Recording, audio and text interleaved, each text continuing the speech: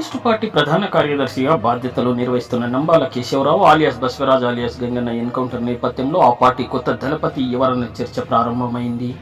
Communist విప్లవ శ్రేణులతో పాటు సాధారణ ప్రజలతో పాటు సర్కార్ వర్గాల్లో ముఖ్యంగా సాయుధ బలగాల్లో ఈ ప్రశ్న ఉదయిస్తున్న మాట వాస్తవమే.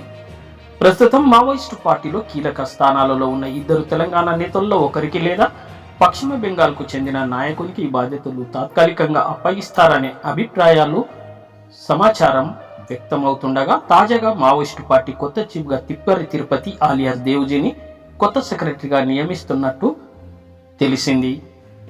అయితే మావోయిస్టు పార్టీలో ప్రత్యేక ప్లీనరీ లేదా మహాసభల్లో మాత్రమే పూర్తి స్థాయి ప్రధాన కార్యదర్శిని ఎన్నుకునే అవకాశం ఉంటుంది. ఈ ఎన్కౌంటర్లో మరణించిన నంబాల కేశవరావు ఆలియాస్ బస్వరాజ్ మృతి చెందిన 3.5 నెలల తర్వాత మావోయిస్టు పార్టీ కరీంనగర్ జిల్లాకు చెందిన తిప్పిరి తిరుపతి ఆలియాస్ దేవుజీని కొత్త నాయకుడిగా నియమిస్తున్నట్లు విశ్వసనీయ సమాచారం.